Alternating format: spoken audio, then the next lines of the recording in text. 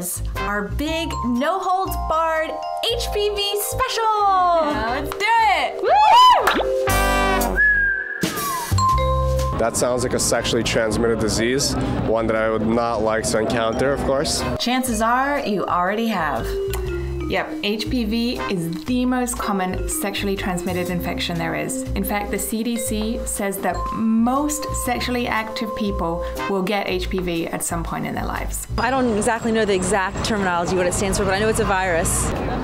The human papillomavirus? That's right, it's the human papillomavirus. It's the sexually transmitted disease that only girls can get. Nope, both women and men can catch, spread, and show symptoms of HPV.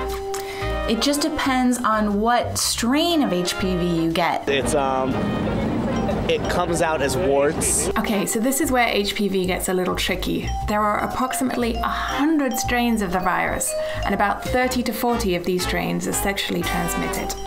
Of the sexually transmitted strains, some of those cause visible genital warts in both men and women. And while genital warts are annoying and not very attractive, they usually don't lead to serious health problems. And that's why these strains are called low risk. Other sexually transmitted strains of HPV, collectively known as subclinical HPV, can cause microscopic cellular changes, some of which, if left untreated, can lead to cervical cancer in women, which is why these strains are known as high risk. Men are usually just carriers and transmitters of these subclinical strains of HPV and almost always don't show any symptoms.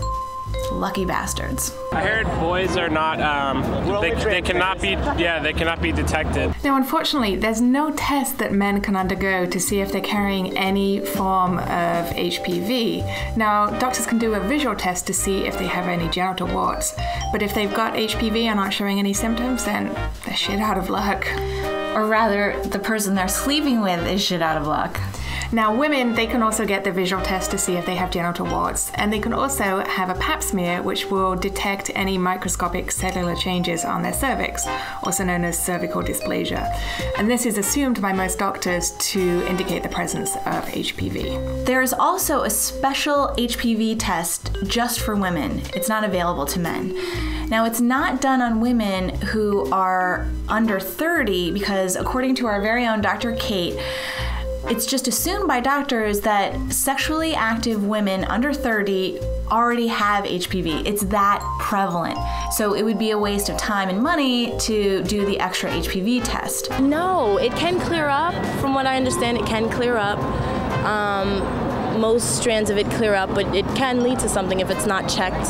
While visible genital warts are generally treated and removed in order to reduce the chance of transmission and for cosmetic purposes, abnormal cells on the cervix will usually be given a chance to clear up on their own, since they often do within several months.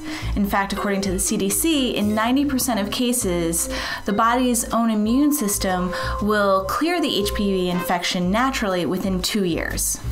Now, if the abnormalities don't go away on their own, there are several ways that your doctor can remove them. It's usually done from skin to skin or through intercourse. Yep, just rubbing bare genitals together is all it takes. No body fluids necessary. It's like the cold of STDs. I would think it's common, but it's not really as harsh, I think, of a STD. Unfortunately, I have to go back myself because I have an abnormal test, which they said might be that, but they also said there's like so many strains of it and 80% of women have it, so to not be, it's not just keep getting checked out, so I'm waiting for my follow-up. We hate to hear of anybody getting an abnormal pap smear, but good for her for being so open and honest about it. Yep, that kind of candor is what helps people realize that HPV and STDs in general are a part of so many people's sex lives. Good people, responsible people, beautiful people, in fact, pretty much anybody who's sexually active these days. So enough with the stigma, let's just focus on safety and solutions. Watching this entire video is a great start, so thanks for sticking with us, and good luck in your fight against HPV!